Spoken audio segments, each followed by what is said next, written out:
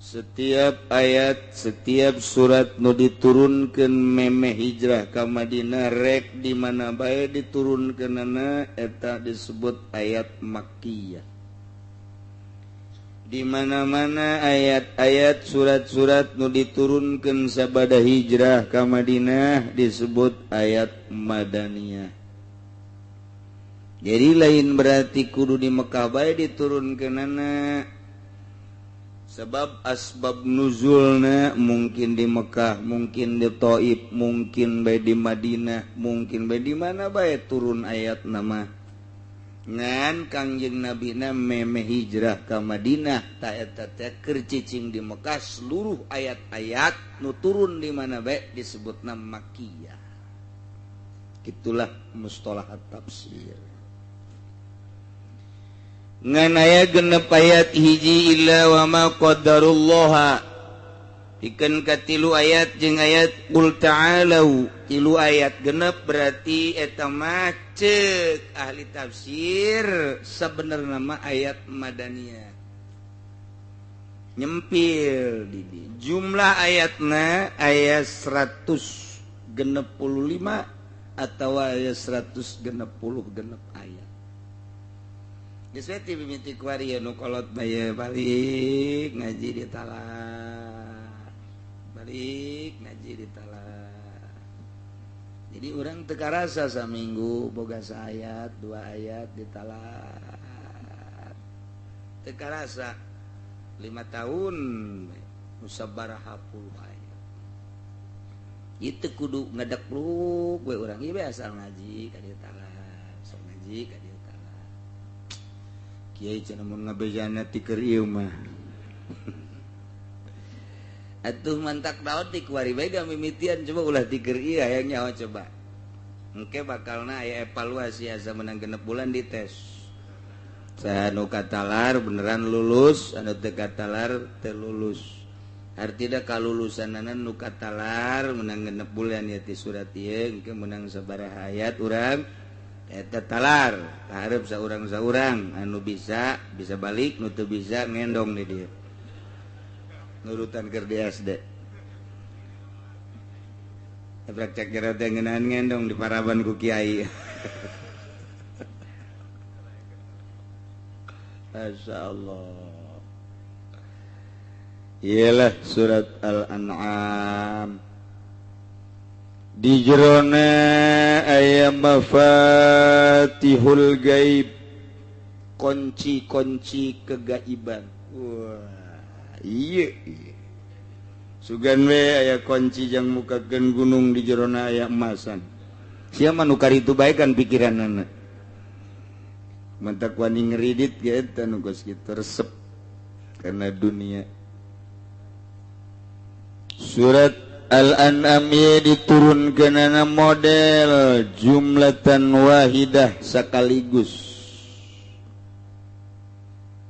Ayat-ayat anu aya di surah nu lain mah kadang diturunkeunana nungtut, tapi surat Al-An'am ieu mah sakaligus diturunkeunana sebanyak 165.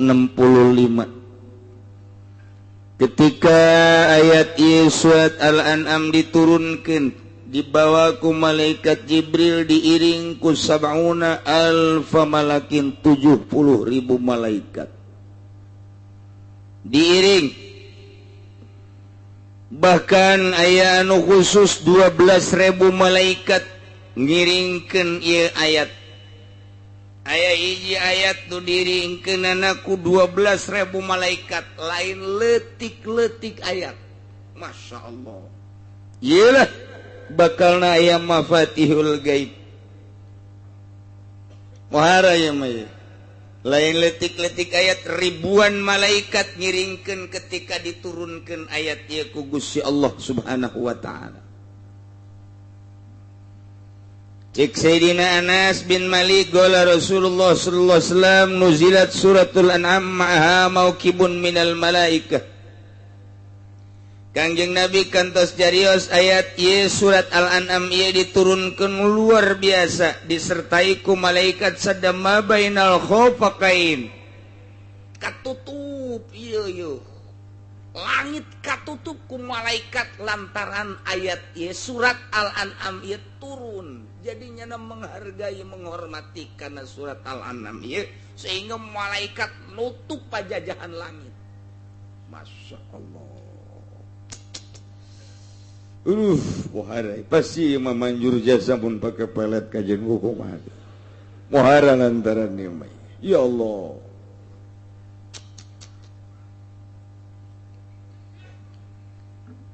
Tika bin Mahba non ki Ka'bul Ahbar nyaritakeun Fatihatut Taurat Fatihatul An'am wa khatimatuha lamun urang teu pernah maca Taurat sabenerna awal kitab Taurat eta awalna ieu surat An'am tungtungna ge tungtung surat An'am jadi di kitab Taurat teh diawali ku awal surat ieu tungtungna dina kitab Taurat tungtung surat ieu dina kitab Taurat teh kos kitu kitabna nu dicekel ku para Yahudi mun asli ngan ku ari mah nganu asli teh hese ieu lah luar biasa ieu kita naon surat Al-An'am lain bantrak-bantrakeun bahkan aya man qara'a salasa ayatin min awali suratil An'am ila qauli wa ya'lamu ma taksibun sajelema nu maca 3 ayat bae dimimiti surat Al-An'am tanu tadi alhamdulillahilladzi itu khalaqas samawati wal ardh tepikeun ka ma taksibun ken nu kurang bakal kapanggih tadatang kadinya tah dibaca 3 ayat eta Naye wakalallahu lahu arba'ina alfa malakin yaktubuna lahu mithla ibadatihim ila yaumil qiyamah. Gusti Allah bakal dipasrahan 40.000 malaikat. Pohara 3 ayat teman. Mantak ayat-ayat Al-Qur'an teh palohara sebenarnya mun urang nyaho. Seperti kulhu dibaca 3 kali sarua jeung saquran. Hendak lamun ngariung teh mun hayang tamat Quran 3 bae kulhu. Sarua jeung tamat Quran. 3 kulhu sarua jeung saquran. Mantak berkatna kudu gede. Sebab sarua jeung maca Quran eta. Masya Allah. Iya ayat lain letik-letik ayat ya we. Nyeh nu kurang dibaca ieu surat Al-An'am pohara jasa. Geus kaistimewaanna mah hiji tadi mun dibaca 3 ayat bae ieu diwakilan di pasaran 4.000 malaikat 40.000 malaikat. Nuliskeun manehanana kana ibadahna. Jang eta jelema tepikeun ka poe kiamat. Jadi nu 40.000 malaikat mah nuliskeun ibadah terus datang ka poe kiamat. Boy mah jaminanna ge sorga bae geus 3 ayat mentak mulah ditinggalkeun nu 3 ayat ieu. Wala jasa bahkan lamun aya setan deuk ngalirukeun deuk ngawaswaskeun deuk ngajerumuskeun ka manehanana mun urang sering-sering maca ieu nu 3 ayat ieu datang ka maksibun ayat naon kitu mataksibun na ieu setan ge moal kuateun da pokona mah dek di naon kitu ngaranna pengkolkeun ku setan cek setan teh nyokot deui bae motor ngridit ya nu itu ge aman pan kiai ngomong haram teh bohong buktina sia kan katutup nyokot deui bae eta setan tak kos kitu baik bungkeulekan maupun bisikan hati nu bungkeulekan mah bisa dicabok ku urang babari tapi ieu anu di jero hate eta teh lamun urang sering-sering baca ayat eta moal naon atuh make jeung ngridit mun boga duit memeuli malah-malah sapira dunia tuh eta bisa kos kitu tah ieu lumayan ye berarti ieu ayat pohara ye jadi berarti jang niiskeun hate jang supaya ulah kagoda ku setan ikan urang setan ieu ampun jasa ieu mun kadeuleu mun loba jasa nu gelut jeung setan kelantaran setan teu kadeuleu Jadi orang teh tenang-tenang baik. Setan teh kadeuleuk jadi tenang-tenang. Mun setan kadeuleuk meureun wah di sisi jalan nu gelut jeung setan loba jasa. Loba jasa. Teu kadeuleuk hana setan teu kadeuleuk. Insyaallah aja urang na elehan bae ku setan. Eleh bae ku setan. Boro-borona naon teh ulah neuleuh awewe beuh ulah neuleuh awewe.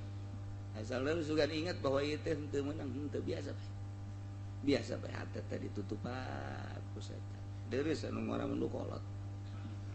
Betah bae. Betah nu kolot teh neuleuh. Kobo bener-bener putih mah tuh atuh. Terlena. Sanjilang umurna geus 80 tahun ge atunya na waduh. Cek jana lain deui jeung nu di imam.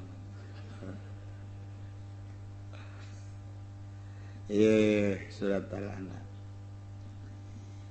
Bismillahirrahmanirrahim. Alhamdulillahilladzi khalaqas samawati wal ardh wa ja'ala dhulumati wan nur. Tsumma alladhina kafaru bi rabbihim ya'dilun. Wallahu a'lamu bimuradi. Alhamdu sadaya puji lillahi tertentu ka Gusti Allah. Mun urang ngabahas make bahasa alat mah atuh babari. Alhamdulillah teh bisa dijadikeun lil istighra kulul hamdi atawa lil jinsi jinsul hamdi atawa lil ahdi alhamdul ma'hud fi dhihni. Nu jelas mah sakabeh puji berarti mun ngabahasakeun sakabeh puji-puji teh loba. Namun cek ahli usul mah lain kitu. Alhamdu teh mufrad mu'arrafun. Isi mufrad ditendenan alif lam itu teh yufidul umum. Geus al mufrad al mu'arraf yufidul umum. Mufrad mu'arraf eta maedahkeun kana umum geus nya mun nyaritakeun umum berarti loba. Geus sakabeh puji bahasana jenis puji bahasana loba berarti tinggal aya sabaraha ternyata aya 4. Aya puji qadim alal hadis mujina Gusti Allah ka makhlukna kos puji Allah ka Kangjeng Nabi Ayub innahu awwab. Kangjeng Nabi Ayub mah langsung dipuji ku Gusti Allah lantarannya nama dibere penyakit nu sakitu poharana ge teu pernah nyebut aduh acan. Tidak pernah Kangjeng Nabi. Biasa bae. Biti borok, sanggeusna borok terus aya bilatungan beak awak aku bilatung bau. Cobaan teh kira-kira ka Rasul ngakos kitu bae. Apa pernah nyebut adun teu? Doang itu pernah. Doang teu pernah. Allah bae Allah. Ngan hiji doang ketika aya bilatung nu endek kaleta usul ka Gusti. Ampura Gusti, lain abdi embung. Dicoba ku Gusti bilatung datang kaleta ngan mun leta kena bilatung abdi teu bisa nyebut ngaran Tuhan sakitu bae. Ieu mah dek usul teh sakitu bae. Urang mah kakarak lieu satik.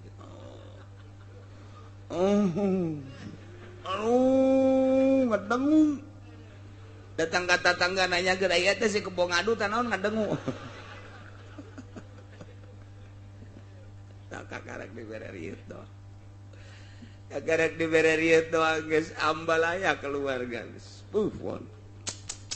Dibere urang rada darah tinggi setik sadesa nyahoeun kabeh. Sadesa nyahoeun.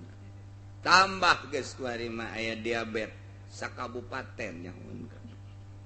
Lantarannya nana kokoal auh-auhan aduh-aduhan jauh jasa jeung Kangjeng Nabi matak dipuji ku Gusti Allah innahu awwab. Ayub mah hamba aing nu loba babalikna ka aing. Tuh puji qadim alal hadis.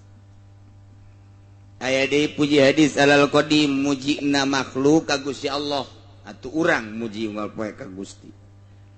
Aya puji hadis alal hadis urang muji kapada urang kasep amat ganteng amat geulis amat barahan amat dan lain sebagainya. eta nu Allah kabeh kitu.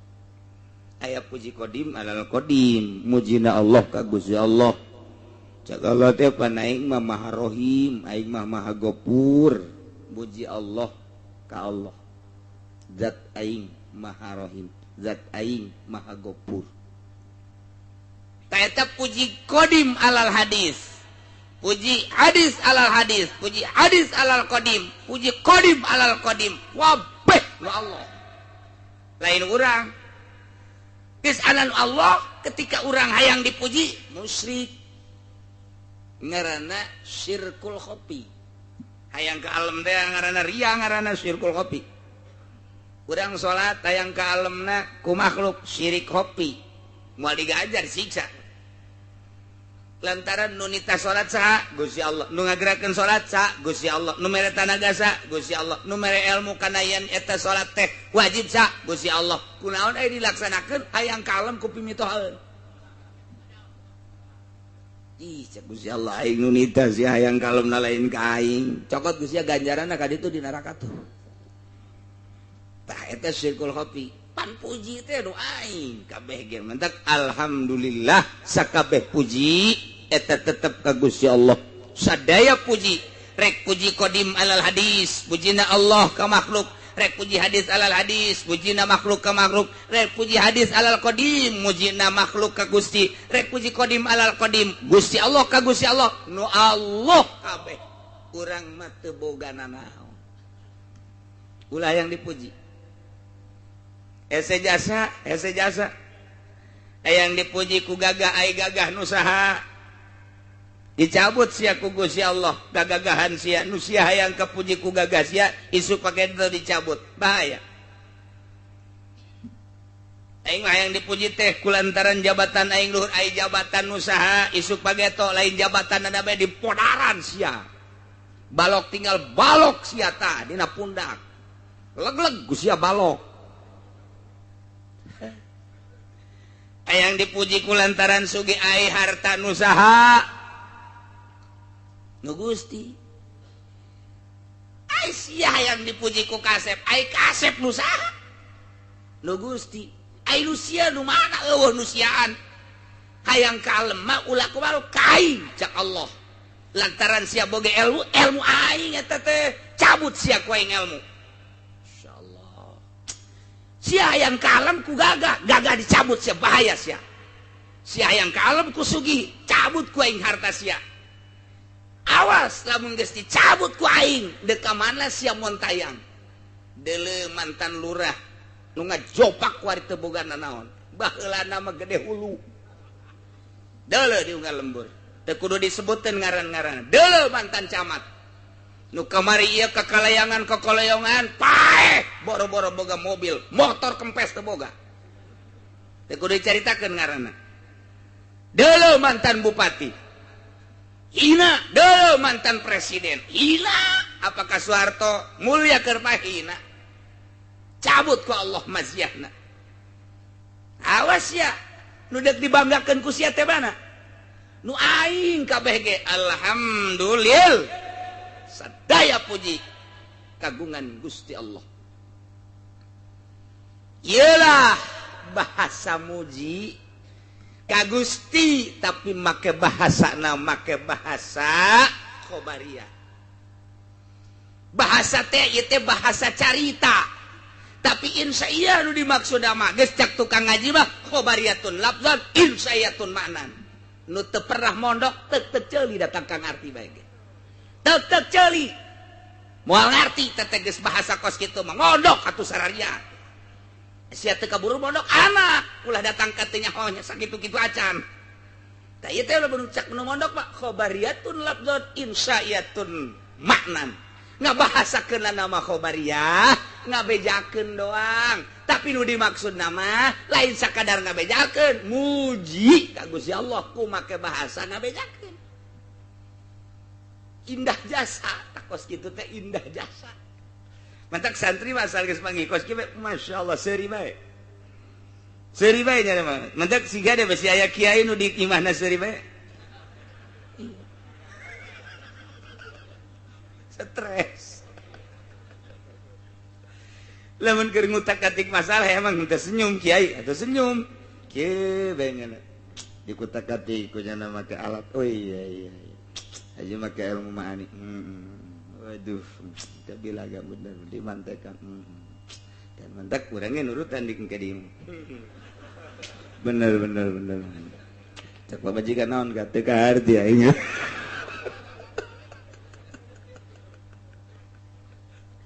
aduh Gusti Allah. Iyalah khobariyatun lafzan insya'iyatun manan. Di mana kanyahoan khobariyana? Panrangkaianana mubtada khobar. Alhamdulillah jadi mubtada lillahi nakdirkeun isim jadi khobar. Geus rangkaian mubtada khobar mah atuh tah mangarana khobariyah. Zaidun qaimun nyaritakeun bahwa Ki Zaid teh nangtung, nyaritakeun Ki Zaid nangtung. Ieu ge nyaritakeun puji teh kagungan Allah. Ngan sakadar nyaritakeun bahwa sadaya puji teh kagungan Allah. Aisyana muji henteu? Aisyah muji apa henteu? Ieu mah da dongeng carita bahwa puji boga Allah. Aisyah muji henteu? Kadieu sia ieu bahasa aing, ieu bahasa muji teh kos kieu aing mah ngan isin aing lamun ngabesakeun bahasa hayang. Geus ta'adub ka Gusti Allah, aing mah bahasa muji teh kos kieu.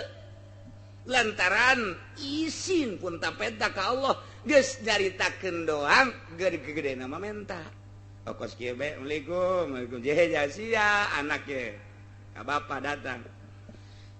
Sehat alhamdulillah, Pak. Lain sehat-sehat deui aya awak mah. Aisyah aya naon ieu? Kieu, Pak. Anak nu hiji deuk sakola. Duit teu boga. Dongeng kan ngaranna dongeng kan. Dongeng eta kos kitu tah. Aju kuari ieu adina merjel deui.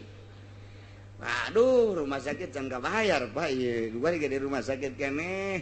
Aju itu tuh nundek nyawa dia minta surubuk can aya duit. Eta kan dongeng. Eta bapada teh geus kudu jawab mentas ya berarti ka aing.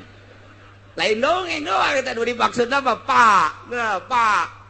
Oh, lain kieu jadi bapana ge deui bloon kabehan panamun kieu mah. Oh, sia dongeng kos kitu atuh heuh, Pak. Atuh geus dongengeun bae di hareupeun aing Gus ya.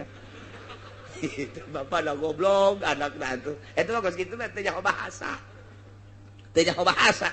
Atuh kudu surti si bapana. Oh, jadi si anak saya di rumah sakit pamajikan di rumah sakit keneh can kabayar. Nunggu kabayar karek 2 juta kabehna 8 genep juta deui, Pak. Juk atuh nu ieu muriang deui tata kakana nu orok. Juk itu minta surubuk sakitu doang. Naon deui? Geus tungguan atuh. Tah eta bapak hebat anu kos itu. Eta bapak hebat, ketungan bawa ka kamar mana? Ya, datang mau martil.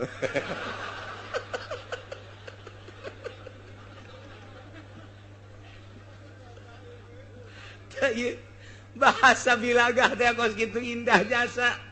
Jadi teu kudu menta, bah. Masyaallah, kula mah tulungan bae ye di rumah sakit sakitu eta heunek ka bapa. Eta heunek eta ulah ka bapa mah teu kudu kitu dongeng bae dareupeun bapa. Oh, atuh pan sia teh patalina jeung aing kolot, sia kasusahan atuh berarti sakolot ge milu susah.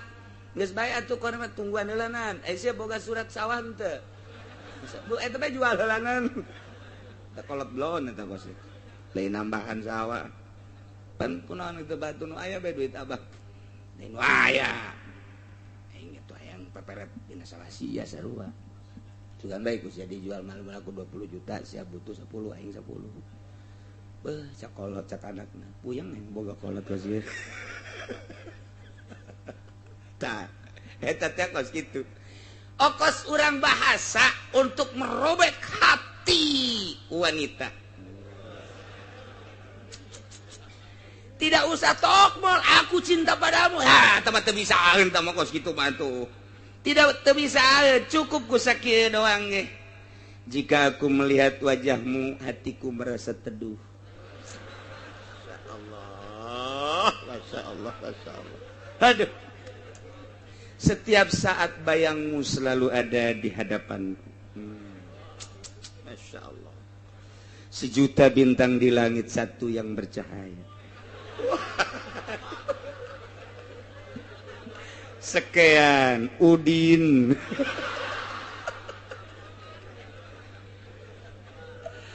Aduh, eta awewe memaca kitu dah. Aduh, robek hatiku cek kitu. Tah eta teh menta, eta teh bahasa kos kitu teh memuji ngaranna. Memuji ngaranna, teduh hatiku jika aku melihat wajahmu. Eta teh memuji ngaranna, di jero nama berikanlah secuil cintamu. Siap. Atuh geus pinteran sia aing mah bukunan di sia. Emang keur dongeng kitab ye. Teh aya bahasa khobariyatun lafdon imsayatun ma'nan panjang jadi dongeng tak ku ngaji mah jadi blak ngeunaheun. Mantap pondokeun anak. Kumaha rada aja habak.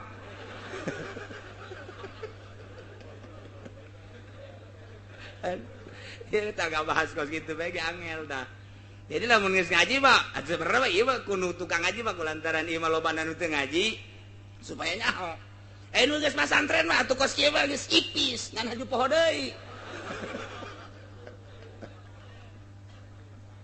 Islamun ngabahasakeun in khobariyatun lafdhan insayatun ma'nan berarti make hiji kalimah lain pada aslina atuh majaz. Mulai geus tah majaz tah. Ngageserkeun kalimah tina makna hakiki kana makna majazi per kalimah kuari mah per kalam pasti kadituna majazna ieu adalah tamtsiliyah atuh beda kena kadituna tuh lamun per kalimah majaz teh pasti istiarah mun teh istiarah teh majaz mursal.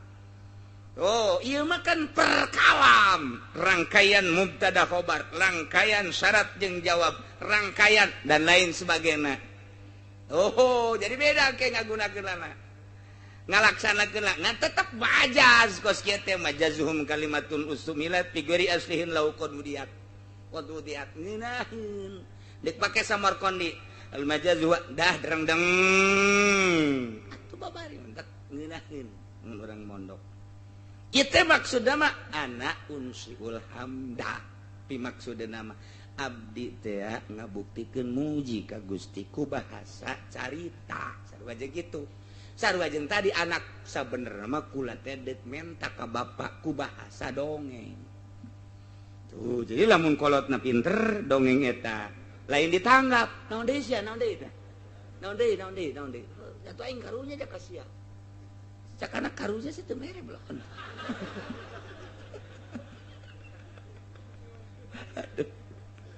Masya Allah paling enggak dijawab. Pujianmu dan rayuanmu luar biasa. Hatiku telah robek. Luar biasa.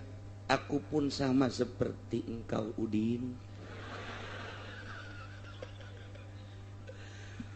Sebelum engkau mengirim surat kepadaku, wajahmu telah ada di hatiku. Namun maaf, galedek datang, jeger. Aku telah dijodohkan oleh orang tuaku. Wah. Walaupun demikian tetap cintaku padamu. Balas deui, kutunggu jandamu. Ieu kudu karena itunya, karena rese ya urusan. Gara-gara alhamdulillah ya. Masya Allah. Ini itu bahasa setima. Alhamdulillah. Nu mantak moal aya khutbah paling hebat eta diparake ku kabehan Kangjeng Nabi ge mun khutbah eta. Alhamdulillah. Alhamdulillahilladzi jalla wa ala. Alhamdulillahirabbil alamin. Alhamdulillah be. Tanu sok kurang make alhamdulillah kurang hebat. Atau bisa bae ku kumaha hamdan, ahmadu dan lain sebagainya. Tapi moal aya nu leuwih ti alhamdulillah. Sebab bahasana lemes luar biasa, muji pakai bahasa carita. Masya Allah. Aya muji hamdu.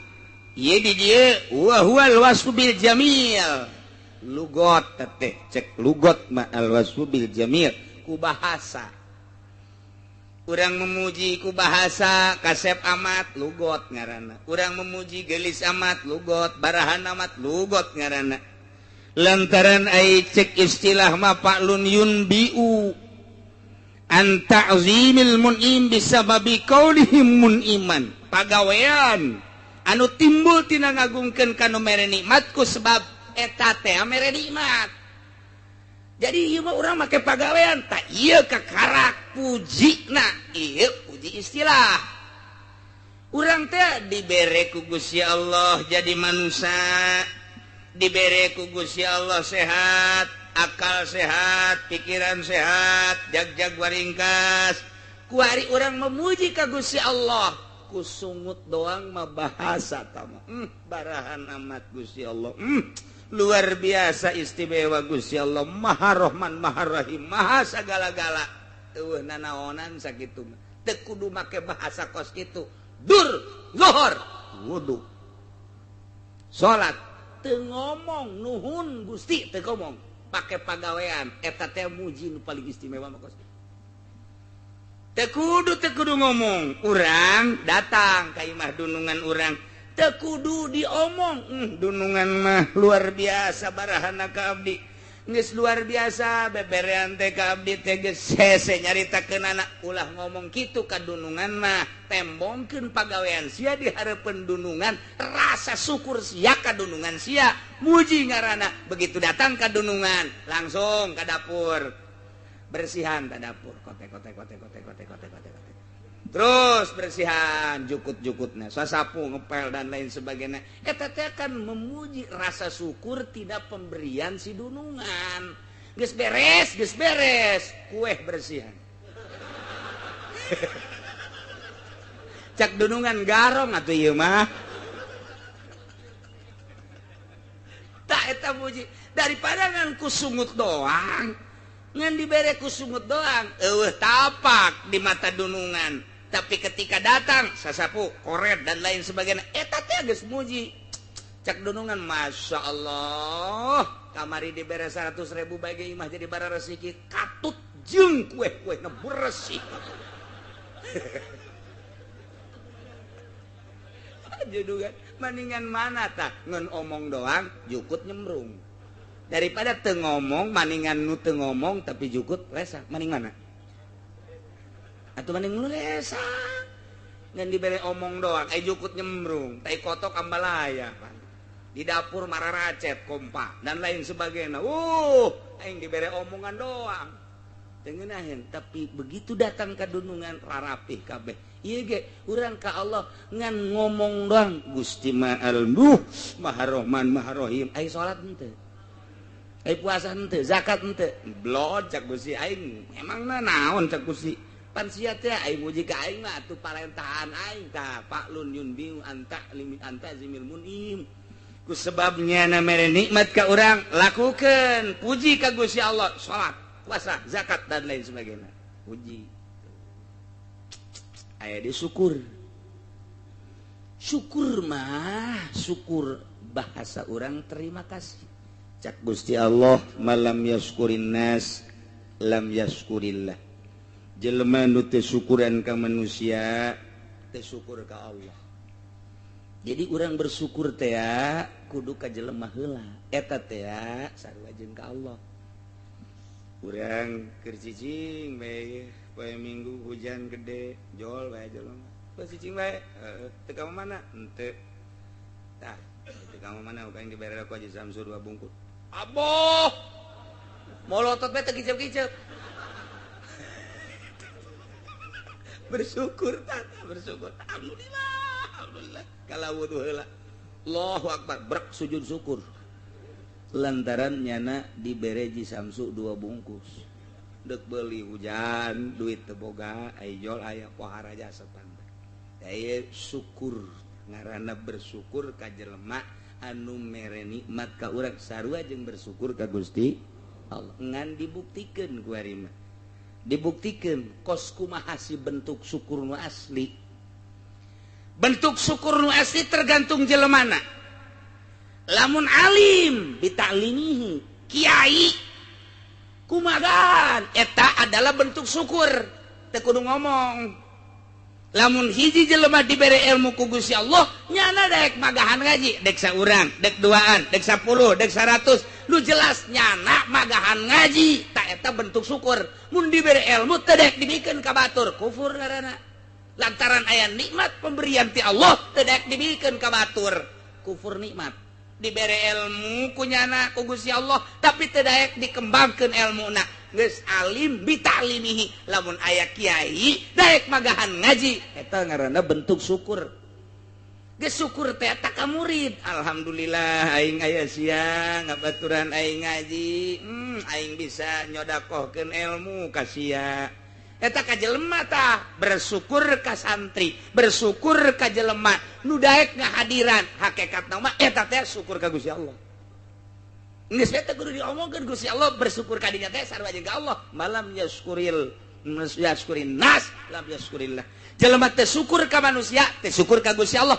bentuk syukurna mun dibere ilmu pagahkeun nah santri ngan 3 bae mingguan teu jauh ti 5 kitu ge mun teu hujan hiji-hiji acan gas eureun kufur ngaran kufur nikmat lamun pamarentah biadlihi syukurul imam biadli syukurna seorang pemerintah adil lamun aya imam ti mimiti RT datang ke presiden tah eta teh ngaranna imam nyana bisa adil teu kudu ngomong alhamdulillah teu kudu ngomong muji ka Gusti Allah dengan bisa adil geus bersyukur berarti eta bentukna bae heulana urang mah bentuk geus lamun aya lurah bisa adil teu kudu loba omong keur syukur ka Gusti Allah aya camat adil teu kudu loba omong syukur ka Gusti Allah ngan ngabentukeunna dibentukeun adil ka rakyat bupati adil eta teu kudu ngomong geus Allah memuji sia keur bersyukur ka aing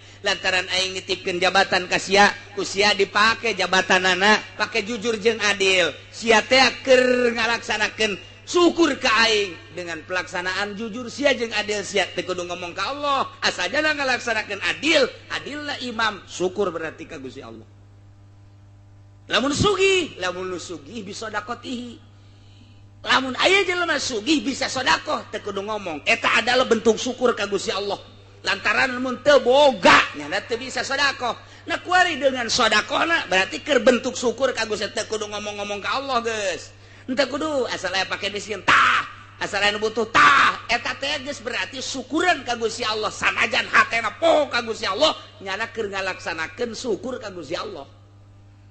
Jadi lamun alim bitalimihi imam biadlihi lamun nusugih bisodakotihi etalah bentuk-bentuk syukur panjang mun didongengkeun tarifna mah geus teu kudu bae heulanan ieu mah langsung ngabentukeun bae bongan aing mah ngajina jeung nu tilok mondok jadi haju kahartipan tah oh kos kitu daripada ngabudah ngomong bae lurah loba omong ai jujur henteu kufur berarti lantaran dititipan jabatan nah camat teh jujur kufur polisi teh jujur abri teh jujur bupati camat kuah bae gubernur presiden eta teh keur ngabentukeun kufurnyana terhadap nikmat anu dibere ku Gusti Allah awas mamalana di akhirat wari jadi menteri titipan ti Gusti Allah sarua jeung kieu hei Muhaimin menteri naon ngaranna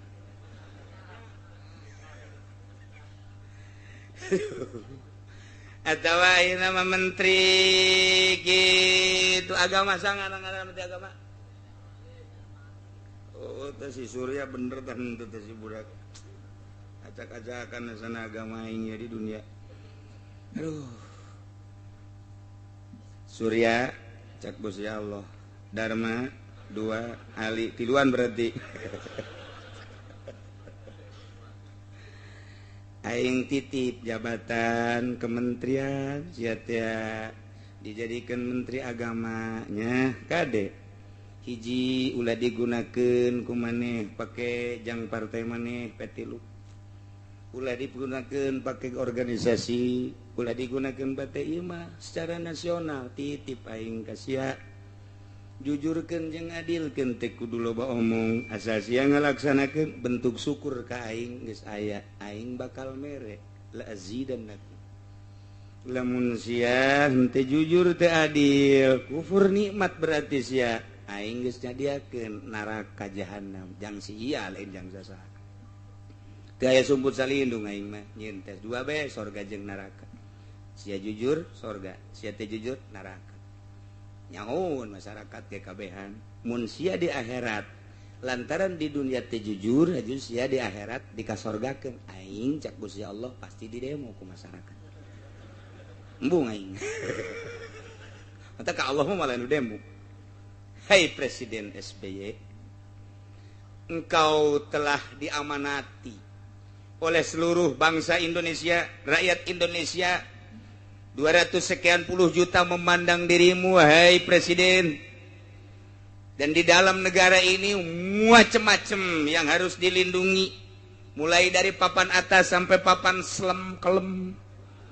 Abeh ieu teh ku sia teh kudu dising hade. Sia teh kan boga cabang-cabang jeung ranting-ranting melalui sub-sub, mulai diatur oleh kementerian-kementerian. Bila perlu tambah deui menteri besi kurang ngelolana. Kadituna terus aya gubernur per provinsi, aya kabupati, bupati per daerah tingkat 2. Aya jang ngembangkeun kejujuran jeung keadilan sia, aya kecamatan. Kabelah dituna jang ngembangkeun kejujuran jeung keadilan sia, aya desa, aya arat.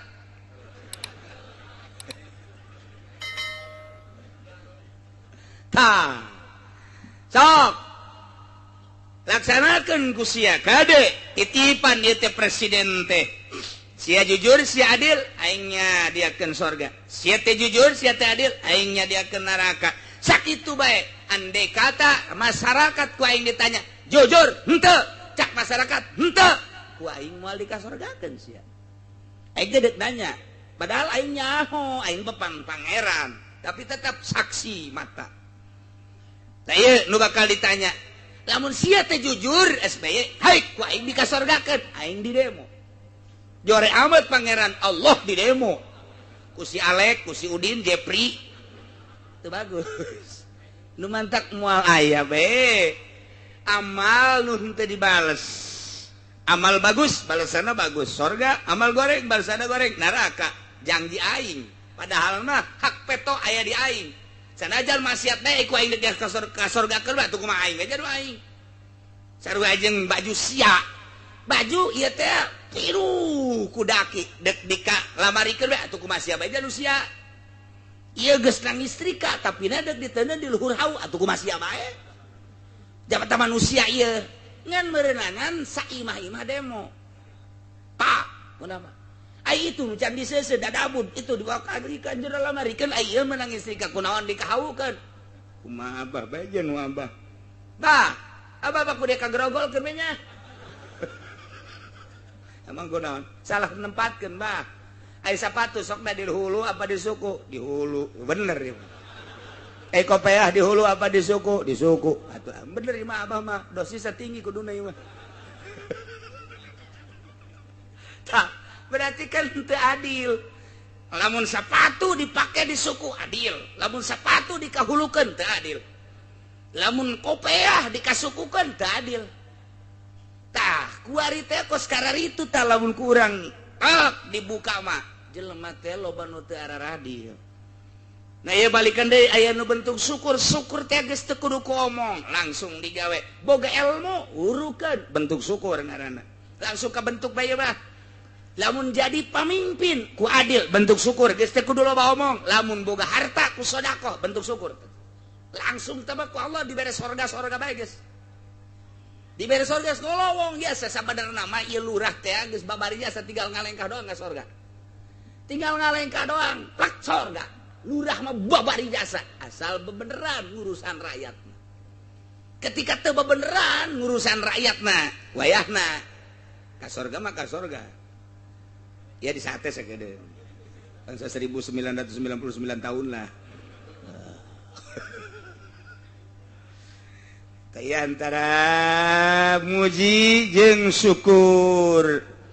Alhamdulillahilladzi sadaya puji Gusti kagungan Gusti Allah.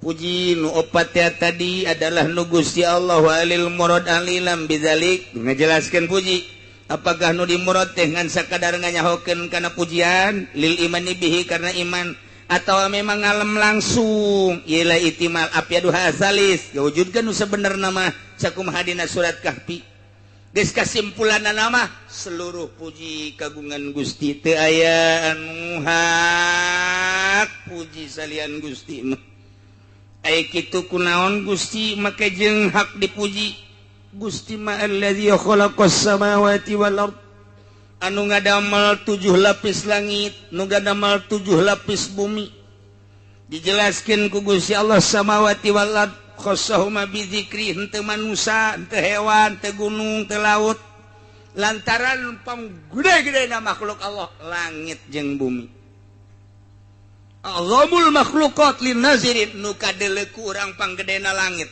nu kadeuleu ku urang panggedena bumi datangkan dibentuk-bentuk kurang teh dibagi-bagi ku manusia datangkan 5 benua benua Asia benua Amerika benua Afrika benua Australia benua Eropa lamun sabenua Asia bae ge aya Asia Barat Asia Timur Asia Tenggara Asia Utara Asia Selatan wah luar biasa kitu kene Amerika kitu kene Australia so gua deh kumaha meureuntah sa Asia teh mun kurang di lempangan bae mah lempang hayang ngurilingan bentukna sa Asia bae heulanan sa benua Asia kudu pamit heula ka keluarga amit ieu mah hitung-hitung paeh bae jeung ama guna ndek hayang kuriling-ngurilingan benua Asia ngan lempang cek keluarga geus dadah moal ka panggih pasti ieu mah ieu moal ka panggih deui moal ka udag gede teh gede sa Asia teh gede Amerika gede ngan panggedena mah benua Asia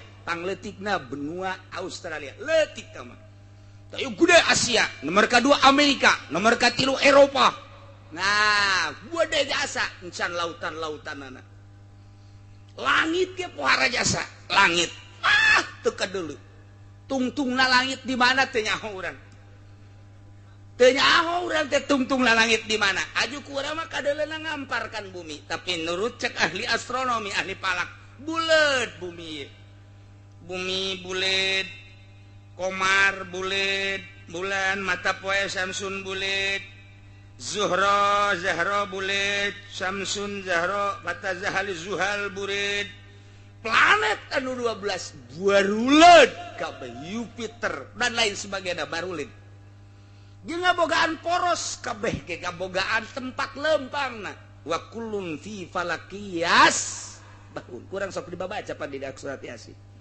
wa kullun fi falakiyas bahun wal qamaru qaddarnahu manazil hatta 'ada kal urjunil qadim la syamsu yanbaghi laha an tudrikal qamara walal lailu sabiqun nahar wa kullun fi falaki lantaran teu ngarti atuh henteu nyaho maksudna teu paham dibaca mah dibaca bae padahal mawal qamara qaddarna kaula nu agung geus nakdirkeun geus mastikeun al qamara kana perjalanan bulan wal qamara qaddarnahu manazila aya manzilahna nu mantak aya manzilahna di ilmu falak teh ieu teh keur manzilah naon ku ari di bulan naon ngitung ti April Maret Mei Juni Agustus September Oktober afhamtun berarti ayeuna dina hamal burujna teh lamun April Mei Maret berarti marhutun Maret hut dina manzilah hut berarti geus engke aya usna aya 9 geus aya manzilahna wah beuki angel wae mondokos ge geus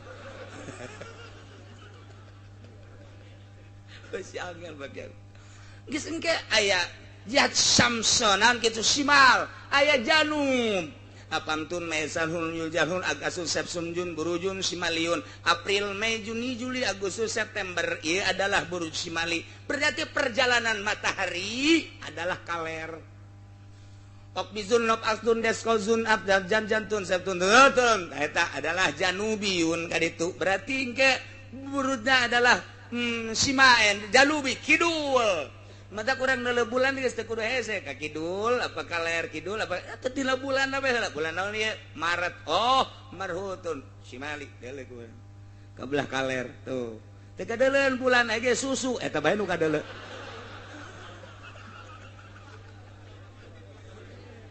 aya manzilah engke aya manzilah dabron manzilah mah macem-macem tadi neul mupalak wal qamaru qaddarnahu manazil hatta 'ada kal urjunil qadim sehingga nyana balik deui kanu awal engke di manzilah nu ieu tas poe ieu manzilah nu ieu poe ieu manzilah deui poe ieu manzilah deui sapoe-sapoe nanyana pindah-pindah manzilah si bulan teh engke geus aya 30 poe balik deui nyana qadarnahu manazilah hatta ada kal urjuni hatta ada balik deui urjunil qadim kas kanu baheula deui ka awal kitu jeung kitu wae kitu jeung kitu la syamsu yang bagilah anturikal qamara moal aya bulan ngudag-ngudag mata poe moal aya panon poe ngudag-ngudag bulan hartina lantaran aya porosna masing-masing moal ngagiclek poros maton panon poe pindah ka poros bulan atau bulan pindah ka panon poe tukerannya nacak bulan sia diri aing dirinya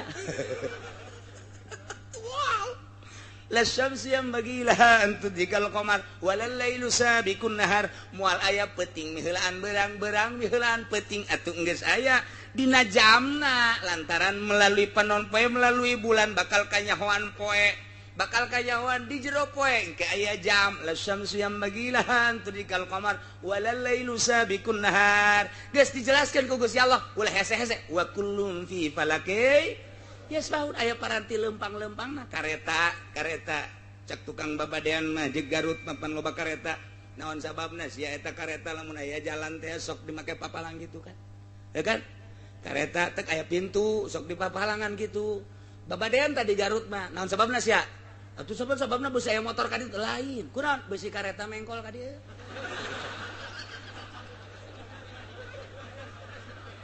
khawatireun tuh kan eta wa kullun fi falakias boro-boro bulan boro-boro panon poe kareta ge aya porosna hese-hese teuing tanu mah diatur ku ilmu palak geus asal palakna salah we salah nanggalkeun salah lompat ka mana ge salah buatan Yahudi teu percaya aing mah sebab Al-Qur'an geus boga palak sorangan wa kullun fi falakias mahun teu percaya sia bodoh aing mah boga palak sorangan mantap Kiai galak ka muridna, aji palak. Kula digalakan ku abah kula. Aji sia palak, jang sia bae heula batur onaman. Sebab naon? Di akhir ternyata Yahudi neuk mengkol-mengkolkeun urang.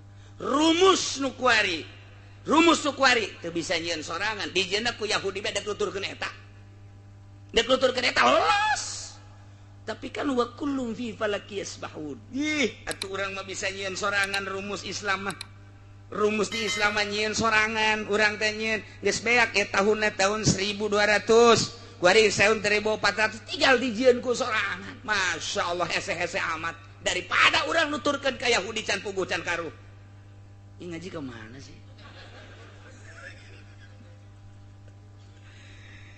Itulah Gusti Allah teh nu mantak sadaya-dayanya nggakeun puji nu Gusti lantaran Gusti manu ngadamel 7 lapis langit encan kadituna aya aras encan kaditu aya sidratil muntaha encan kadituna aya rob-rob encan kadituna aya kolam aya lauhil mahfuz Masya Allah berbagai pengalaman para rasul diantara Kangjeng Rasul urang ketika Mi'raj boro-boro sasaha malaikat Jibril ngan datang ka langit ka 7 bae pamitan malaikat Jibril tidinya teh Muhammad teu bisa kula mah naik ka luhur terus lantaran wilayah kula mangan sakikieuna bae cak Kangjeng Nabi mah nyai ti handap babarengan datang ka dieu ai kula ditinggalkeun hayu bae embung lain wilayah Jibril mah Jibril embungeun ngalengkah nu lain wilayah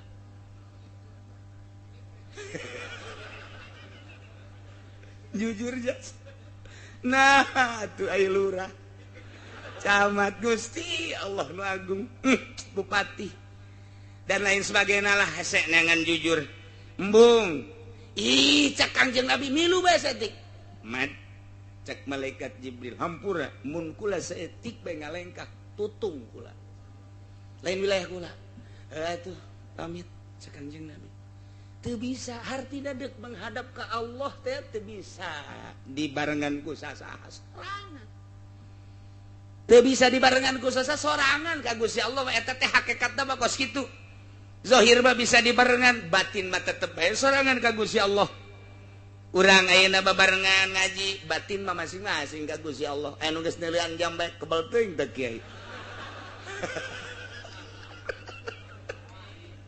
batin masing-masing tak ieu ge urang teh hudang ti penting sorangan ka Gusti Allah tadaru masyaallah hanya Allah nu apaleun hanya Allah nu terangin kadeketan urang jeung Gusti Allah hanya Allah bae jeung dirina nu nyaho karasa deket jeung henteu jeung Gusti Allah karasa jasa deket jeung jauhna jeung Gusti Allah wari urang kieu maksiat mabok kabeh ge boga perasaan jauh jeung Gusti Allah boga harta teu ngazakat eta ki haji nu hartana berlipat teu ka zakat dirina teu bisa dibohongan nuranina asa jauh jeung Allah kuari deuk we urang boga harta kabaraha zakatna aya 20 juta mah plek plek plek dinolkeun hate bentuk ibadah ka Gusti kakarak sakitu ge asa deukeut jeung Gusti asa diseri Allah teh asa seri jeung Gusti Allah asa kos kitu kuari zakat kaluarkeun puasa orang normal salat biasa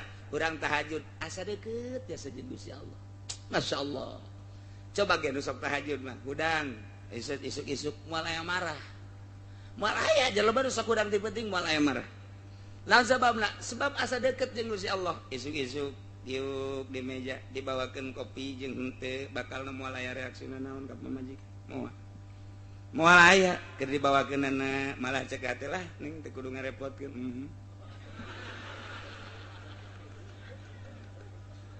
tapi lamun urang kerek bae hudang subuh kaberangan mandi gejebur salat subuhna sakieu kunutna isin pan luhur kieu besi anu yang serikeun sakieu Allah madini mana keberan anak kadinya bah pan kunutna di dinya ka luhur keur salat kieu goblok loba omong dia beres salat langsung ka meja eta ketin marah di hei kopi atuh kopi atuh gue kopi lagi mal ya tuh duit tadi beres sia sok ngomong ayo gua tunggu sebentar marah luar biasa geus bae dikerokeun bol seng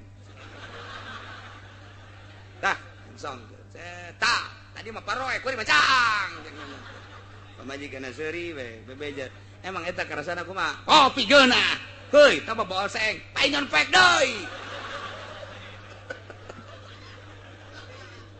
goblok sia cakena eta akibat teu penting teu hudang mamarahan nah iyalah Gusti Allah ieu keur carita alladzi khalaqas samawati wal ard Allah teh panu ngadamel 7 lapis langit masyaallah encan nu lain-lainna haji Allah nu nyaho kalegaan langit wal arda jeung bumi di jero bumi teh wah tersimpen macam-macam aya minyak di jero teh aya solar aya besi di jero teh logam perak emas dan lain sebagainya aya emas onom teh kudu jero taneuh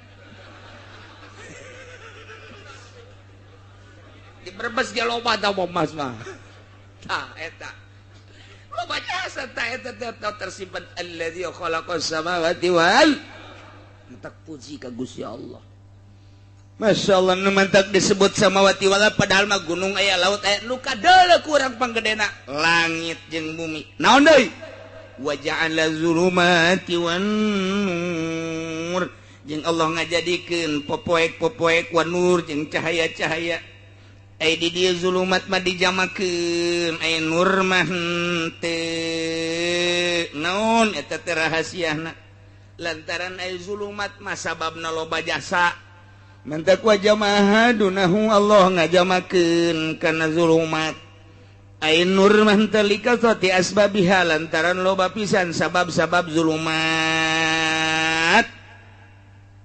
poek mah loba jasa hiji tertutup poek kadua poek tina sinar ilu poek tina matahari mencakup kana poek ku kabodohan poek eta macam-macam lontok zulumat luar biasa lobana geus dijamakeun ku Gusti Allah tah langit bumi nangieun Allah caang jeung poek nangieun Allah geus nu Allah atuh kabeh ge mantak naon atuh urang menta cacaang tina popoek ka Gusti Allah eta ka Gusti Allah cacaang teh cacaang sinar lampu cacaang sinar mata poe cacaang sinar bulan jelas tah cacaangna tuapin paling sulit cacaang mata batin Nur teh mencakup kana cacaang hisi zahir jeung cacaang batin.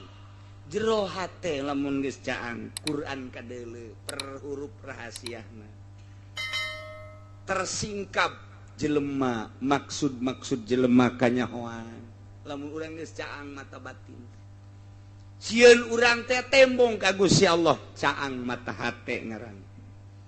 Aya pengajian caang mata hate urang neangan cacaang ngaji, neangan cacaang ngaji mah, neangan cacaang. Nu tatarina teh nyaho rukun salat barang ngaji nyaho caang bray. Nu tatarina teh nyaho rukun wudu barang ngaji bray. Nu tatarina teh nyaho kredit haram bray. Bray. Gaji mah ngaji we tapi poek bae tetep. Jadi ku Gusti Allah can dibukakeun teh encan datang kana ner caang encan. Ka karakter sikap saeutik we teng teng kae nutup deui. Di majelis mah terbuka asal keluar di majelis nutup deui. Teh cacaang eta dua hese teh tandu mantak. Loba ulama ninggalkeun umatna heula lah neangan cacaang we heula. Di jero kamar, di gunung, di leuweung neuk neangan cacaang. Abeh ulah tagoyur, ulah bimbang, ulah robah. Lantaran cacaang ieu teh kadang-kadang kalimpudan. Begitu urang geus boga ilmu caang. Kuari bisa beramal caang. Bikeun ka batur, ojol jeung duit poek. Cacaang nyieun pondok pasantren, nyieun proposal ka Pemda poek. Nu tadina pasantren salap modernkeun ku urang poek. Poek. Lain hayu beuki caang, beuki caang, beuki poek, beuki poek, beuki poek. Nur buatan Allah, penta ka Gusti. Janu Gusti. Urang boga tanaga ti Gusti penta supaya tanaga gede. Lamun urang make medis tanaga make gede, make suplemen. Suntik, teh. Gedekeun bae suntik mati.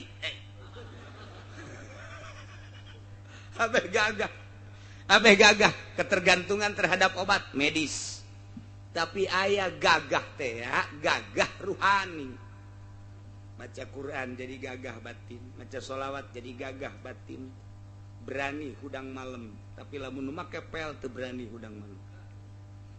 Gagah biasa. Make obat ieu obat itu ketika hudang peuting puyeuh. Digisik-gisik mata. Wah. Aya tanu hayang hudang peuting teh kan aya teh jelema tetep bae nya encan dibukakeun dipantaukeun huduna ge.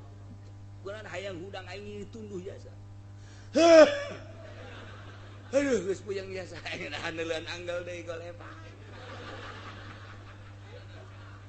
Awak mah gagah, tinju mah bisa. Ngalawan peuting teu bisa. Tapi sering baca Quran, sering ngaji, sering baca sholawat. Begitu hudang jam 2, Masya Allah. Nikmat jasa. Langsung hudang ngala wudu. Set, Allahu Akbar. Pas tahiyat teh salam deh.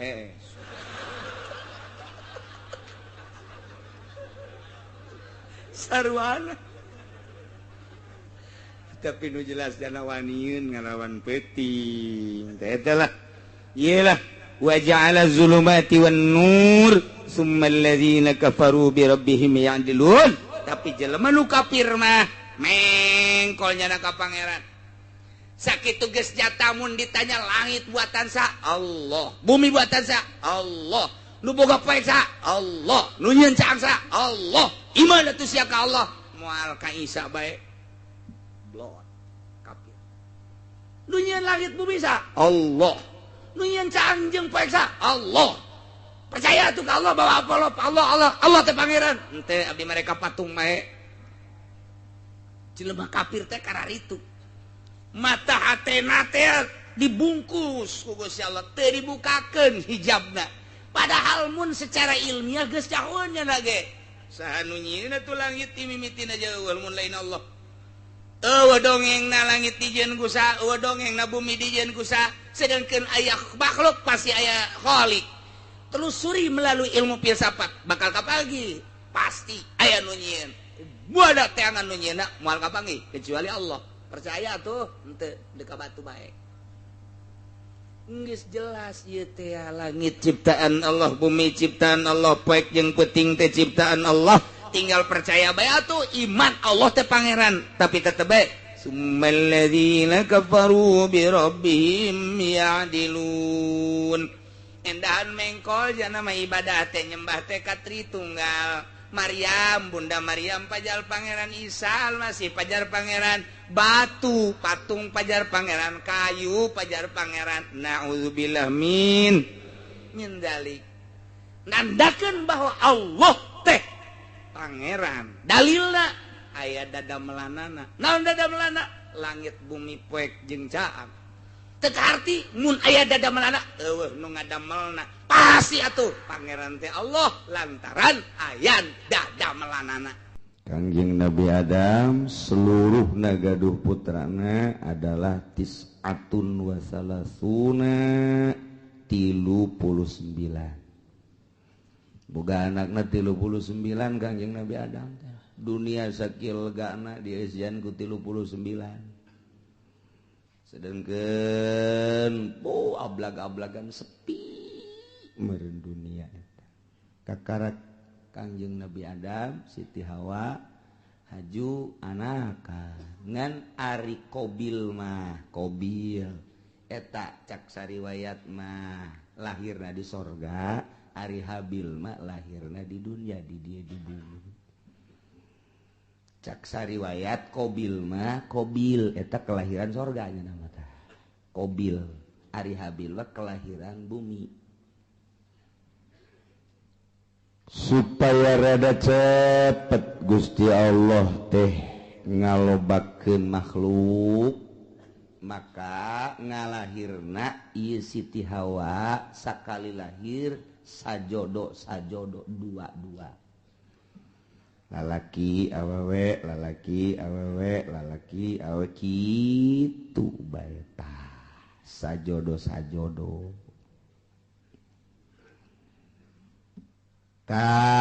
kabeneran Qabil mah ngajodokna ieu jeung hiji awewe nu ngaran Iqlima gelis ai Habil sajodona jeung Labuda rada kurang gelis modal berbes lah gitu rada kurang gelis sedangkan instruksi ti Gusti Allah kawin teh silang disilang kawina lamun tadi Qabil ngadulurna ieu adalah jeung Iklima tah si Iklima anak kudu kawina jeung Habil anu tadi kaluarna ngajodokna teh jeung Labuda tah Labuda kawina teh jeung Qabil jadi disilang-silang anu pertama lalaki awewe nu kadua lalaki awewe tah lalaki nu kadua kawin ka awewe nu pertama lalaki nu pertama kawin ka awewe nu kadua kitu bae tah silang ulah dikawin kudu babarengan jeung ngalahirna harita jadi teu meunang bareng jeung kembaranana eta lah hukum di zaman Kangjeng Nabi Adam alaihis kawin dipersilakeun geus aya instruksi kawin cuman instruksi hukumna kudu disilang teu meunang jeung kembaranana eta hukum mulai tadi dijatah lantaran begitu diinstruksikeun kawin umur kakarak 20 tahunan kabeh ge instruksi ti Gusti Allah kawin seperti eta sak ti Qabil kakakna ngeunah bae sia Habil dikawinkeun ka kembaran aing geulis ka papan aing nasi bae kawin ka kembaran sia ieu dideuleu atuh kulit ya berebes lah cak urang berebes emang anu geulis kitu berebes tah eta kos kitu tah jadi kurang naon gitu amperna kurang naik Qabil jol be iblis datang ka jero hatena mulai ta iblis ge pan diusir di sorga leuwih ti heula pan iblis wah ini cak iblis makanan gua asup ka jero hatena bil siapa pan kelahiran sorga sarua jeung aing mulia urang atuh Habil onam kelahiran bumi India urang mah lain deui mulia tuh nu mulia ulah sok kawin kana jore penghinaan mungkin timbul tetep mulia mah kudu kanu geulis bae mun kawin kanu jorem mana teuing engke jelema jeung ke kadituna anak incu kobil mah kawinna kanu jore tah eta kan isin tabil cak jurid ya pugu cak jalan teh atuh pugu embung ieu ge eta mah abah ngomong cenah hukum ti Allah eta bohong sebenarnya mah eta bohong eta eueuh ti dituna eta mah kabisa abah bae abah teh dedeuheun ka Ki Habil ka adi sia nu mentek dikawinkeun kudu ka kembaran sia nu geulis ai sia nu kakakna nu kelahiran di ditu kudu kawin ka adina Habil eta teh lain ti Gusti Allah kajen kukumaha ge bibisaanan bapa sia Adam ngaranna instruksi ka ditu demo apa ka ditu kamari kan demo ka Jakarta demo pugu ye ge cak Kobil teh aing tetep bae embung kajian kukumaha ge embung bae beja ka abahna bah naon Kobil ubah abah bae ieu nu bener ieu utar atur nikah ieu aya kitu instruksi tu Gusti Allah asal teu adil ieu kos kieu ieu manya ai kula dikawinkeun kanu kurang geulis ari Habil dikawinkeun kanu geulis ieu teh akur kos kieu teh lain ti Gusti Allah kajen kukumaha ge kadengen ku Habil cek Habil teh Kobil ulah kitu aing mah jaan dek kata aing titah kawin kanu jore aing mah daek bae namun bener ieu instruksi ti Gusti Allah aing mah geus kumaha Allah bae lantaran dia moal kembali hidup di dunia engke ge urang bakal baliknya ka Allah darah sia ngomong sangeunahna bae geus bae ieu mah bohong ieu lain ti Allah ieu kajen kukumaha ge lain ti Allah ieu mah kajen ti Abah ieu mah memang Abah bangka warah ya mulai tah eta lamun sok nyerekan Abah teh eta mimitina tah tidinya tah di Cikubaya duaan tah sok nyerekan Abah teh iya Masya Allah mulai tidinya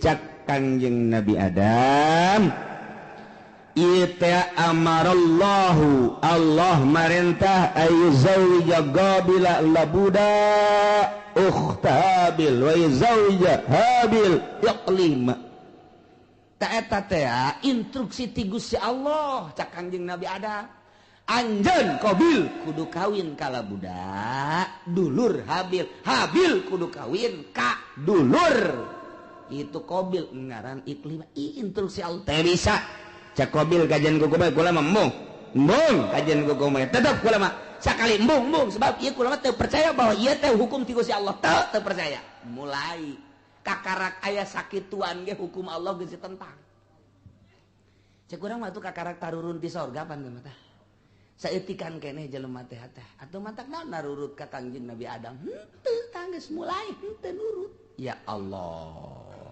terus bae iblis teh daekeun leupas ti Qabil ieu mah kajian kukumaha kudu selesaikeun masalahnya selesaikeun ieu mah lamun terus-terusan kieu pan isin ka kadituna ieu isin urang engke banyak Qabil kawin jeung nu jore aya Habil kawin jeung nu tah eta isin gengsi urang mah panturunan sorga moal aing cenah moal kajian kukumaha tetep bae teu hayang aing mah ajeun geus kieu kumaha kajian kukumaha ge urang pokona pas ini bae heula tah tidinya Qabil mikir pas ini unggal poe sakumaha ucing jeung anjing asal kapangiwang kaki Qabil teh kaki Habil teh tuntutanana Qabil luar biasa lobana Qabil mah kakakna Habil adina Habil mah nurut bae aing lah kumaha bae sabodo Allah nu penting mah urang mah ibadah nuturkeun aturan Gusti Allah Subhanahu wa ta'ala lantaran terus-terusan memuncak permasalahan teh tah kuari mah diinstruksikeun kieu ayeuna mah kieu bae atuh nyieun korban lamun memang bener-bener ieu teh kitu menang ti Gusti Allah maka engke aya tandana mun maneh teu percaya bahwa ieu teh instruksi ti Gusti Allah sok nyeun dumades maneh ka Gusti Allah taqarrub ka Gusti Allah sapopoe teh sapopoe maneh mah ieu Qabil cak Kanjeng Nabi Adam teh kunaon teu inget ka nu nyieuna ieu tuturkeun Gusti Allah ibadah ka Gusti Allah moal kembal hirup di dunia tuh deuleu Qabil tuh Habil mah nurut jasa adina kabeneran nurut kakana kurang nurut datang ke kuari tak kakak sok rada kurang nurut teh heran orang-orang hati dituda eta ya Allah eta kos kitu yes nyeun korban kuari mah nyeun korban naon nu dikorbankeun ku maneh Qabil ulama supaya Gusti Allah narima ka kula berkorban lantaran kula mah petani hasil tani bae ayo geura kumpulkeun maneh Habil naon kula mah lantaran pangangon embe kibas kula mah cirina naon cak Qabil ieu bahwa korban ditarima ku Gusti Allah jeung teu ditarimana engke cak Kangjeng Nabi Adam lamun ditarima bakal turun langsung ti langit seuneu set engke ngalahap anu ditarima mun anu maneh Qabil ditarima bea engke garing dihakan seuneu dilentab seuneu lamun nu ieu anu ditarima nu kono Habil nu embe beak seuneu kitu bae oke cek nyana jadi geus ya dikumpulkeun ku nyana harta-harta hasil tatanian nu dikumpulkeunana hasil tani mun pare nu pangjorena nu dikorbankeun teh lamun gandrung anu geus pangjorena korma anu pangjorena dihiji-hijikeun bangsa anu bakukulna eta dikorbankeun ari nu bararagusna mah ieu dipake ka hook kunyana jang ditumpuk-tumpuk harta njore ari ka Habil mah begitu dikorban teh wow neangan umbe nu puang gedena jeung nu puang bagusna dipantian kunyana ieu nu jang Gusti Allah mah ieu korban ka Gusti Allah entakan nu puang gedena puang bagusna puang lintuhna jadi beda karakterna ai Qabil mah kos urang Cikupa nu pangjorena bae ai Habil mah kos urang Cilongok nu pang bagusna bae sia cak urang Cikupa tah eta kos kitu kayana teden bek teu kebal langsung turun seuneu tet nyong itu turun seuneu cak Qabil pasti nu aing nu dilentab ka jeung ku komal ge pasti nu aing mun aing nu dilentab berarti aing kawin jeung nu gelis mun aing kitu dilentab berarti ieu teu beres urusan ieu turun seuneu ka dieu ka ditu aing nu dilentab embe plek seret bawa ka luhur teh aya tinggal ieu bae korban Qabil hasil tatangin hasil tani nu jarore teh teu dilentab ku seuneu tuh cak Kangjeng Nabi Adam nu ditarima nu mana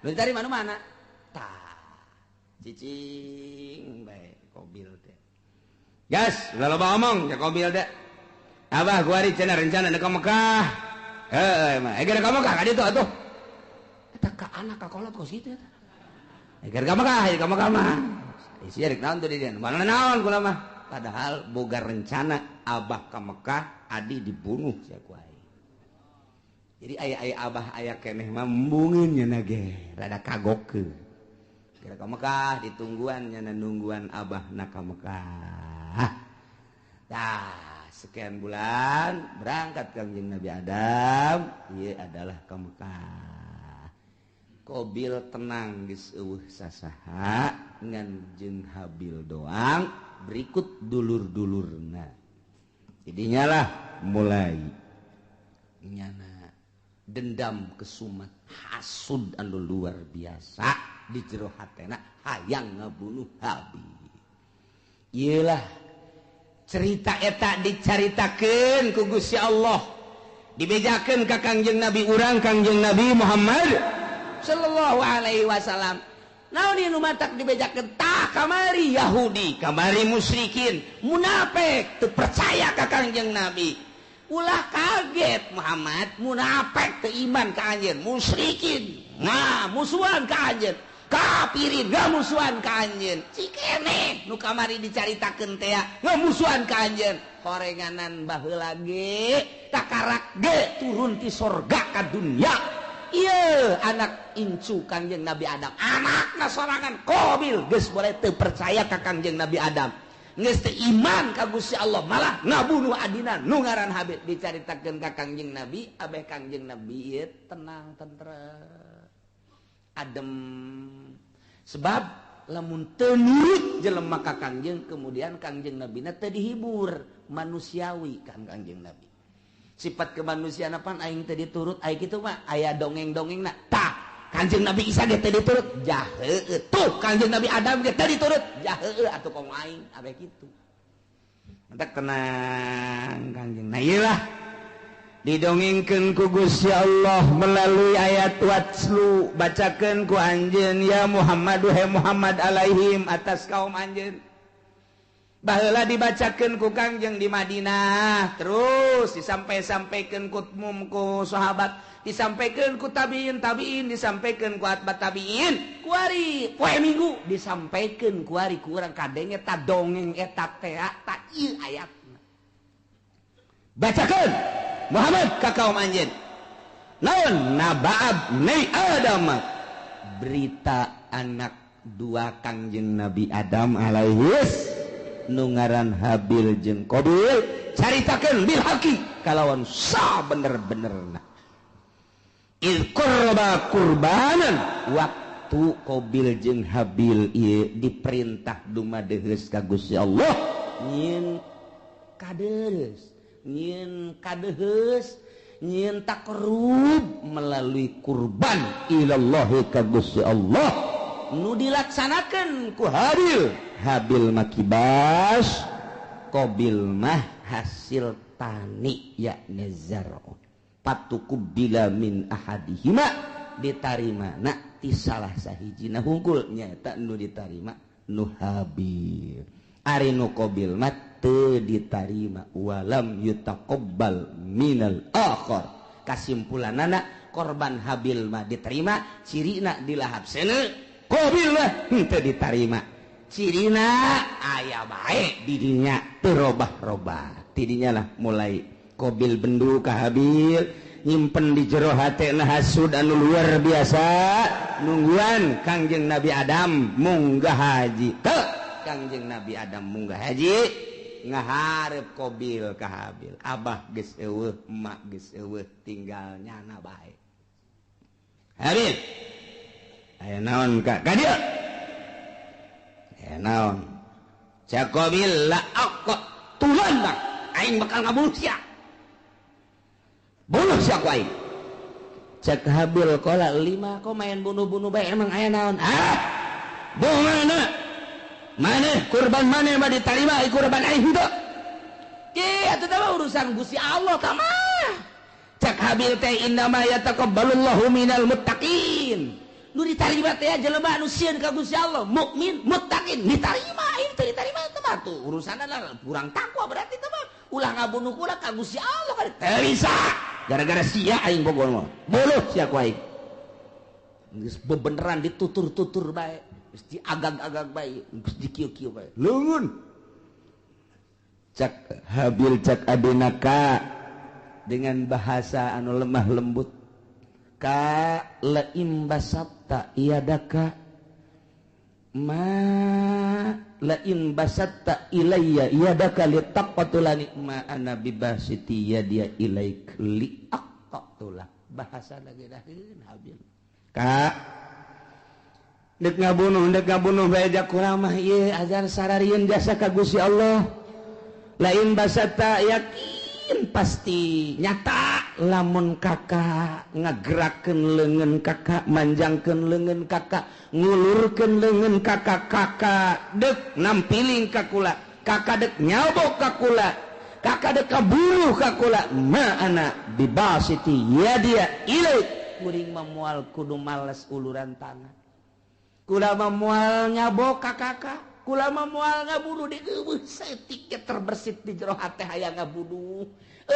Setik hayang males. Kakak ngabunuh, kulama dek cicing bae. Kakak nampilih, kulama cicing bae. Kakak dek jawab, kulama cicing bae. Pokoknya mah kulama moal ngabunuh sama sekali. Silakan kumaha kakak bae. Lantaran ini akhafullah rabbal alamin. Sieun jasa ka Allah.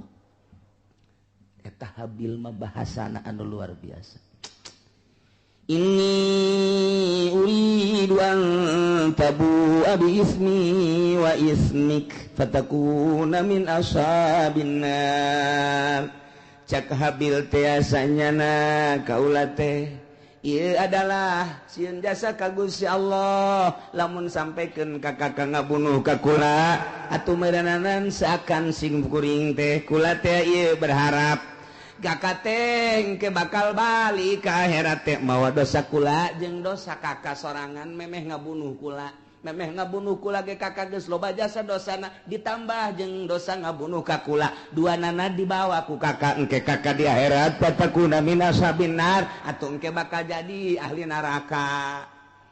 Ta ieu bahasana luar biasa aya bahasa inni uridu an tabu'a sanyana kaula ngarepkeun kana yen babalik berarti boga harapan lain boga harapan lantaran eueuh maksud males ngabunuh seakan kos nu mengharap nyana teh dibunuh lain mengharap dibunuh urusan dibunuh mah mangga kumaha kakak ngan kula henteu ngamaksud dek ngabunuh lantaran kakang jeung Nabi ge al-qatil wal maqtul finnar.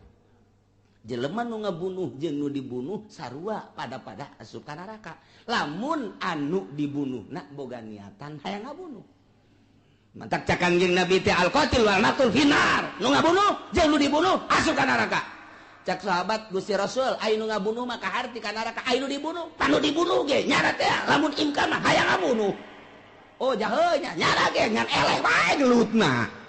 Kulantaran eleh kabunuh jangan lagi hayang ngabunuh hayang malas kaeta dumadak al-qatil wa maqtul pindah habil mah eueuh maksud ngabunuh kulantaran eueuh maksud ngabunuh dengan bahasa anu lemas disebutna al-kalamul jami'ul mani mun cek ahli dilagah mah nu mantak bahasana inni uridu an tabu'a bi ismi wa ismika fatakuna min ashabin nar. Geus pihartieunana aduh kakak lamun kakak sampai ka ngabunuh ka kula jakula mah moal ngalawan teu hayang ngabunuh deui ka kakak atuh engke berarti kakak teh mun balik ka ditu teh mawa dosa dua dosa kakak memeh ngabunuh jeung dosa kula atuh engke di akhirat meureun pinuh ku dosa mangga sakumaha kakak bae kula mangan sakadarana nasehatan doang siang ngomong ke situ balangan nasehatan sakadarana wah ini teu bisa diomong ku kumaha masya Allah. Tah gitulah akhirnya kumaha dah langsung ditikem sanggeus sadikit tikem bingung aing ngabunuhna kumaha ieu. Can aya pembunuhan pan harita. Can aya pembunuhan cara ngabunuh ngaleungitkeun nyawa artina ieu kusabab dikumahakeun lah bingung. Dijotos beusi teu bae. Digebug beusi teu bae, dikumahakeun ieu. Dikumahakeun bingung nyana. Nyana mikiran ngabunuh ge bingung lantaran can pernah aya nu ngabunuh pan harita mah. Manusia pertama nyana eta anak Kangjeng Nabi Adam anu ngamimitian dek ngabunuh datang ka ngabunuh ge bingung kumaha carana ngalamun bae habil geus aya bae di sisi dicekelan bae kieu dek dibunuh ngan bingung cara ngabunuhna kumaha cara ngabunuh sok iblis asup deui ka jero hateun aya sia bodoh-bodoh teh atuh ngabunuh bae heseuna mah cak iblis teh atuh teu kumaha aja can urang aya nu dibunuh Japan ieu manusia kakara ge urang doang. Ngomong aja di jero hate jeung iblis. Ya, kadeulekeun ya. Deulekeun ya. Cat bae iblis teh keluar nu hiji. Tek. Dareup ngarupa nya jeung iblis tu saja gelut di bareng gelut nu hiji dicekel tek dikahadapkeun terus jokot batu digebukeun blek kana huluna. Hai. Oh, tak kitu ngabunuh mata. Jadi dicontohan ku sakadang iblis. Masya Allah tuh gitulah kobil teh oh jaheuh babarinya eta iblis nu hiji pae kakara pae geus pae nah habil ku aing geus bisa sebab aing geus kuliah aing kuliah ngabunuh aing geus saja kuliah ngabunuh nangis saya dosen iblis langsung baik nurutan iblis jadi diperagakan ku iblis cara ngabunuhna mantak cekel tujahkeun langsung liak nyokot batu nu gede diangkat ku Qabil gejretkeun kana huluna gujret gitu syariat masya Allah. Itulah bakal jadi ahli neraka wa zalika jazaa'ul zalimin. Nyana jadi ahli neraka babalas jelema nu zalimah tidinya lantaran keheul jeung keukeuh bae hayang ngabunuh fatawaat maka ngagoda zayanat ngahiasi lahu ka Qabil nafsahu kana nafsu naqatlahi kana ngabunuh dulurna nu ngaran Habil diperagakeun ku iblis faqatalahu maka dibunuhlah ku Qabil Habil dengan cara diperagakeun kos sakumaha iblis fa asbaha minal khasirin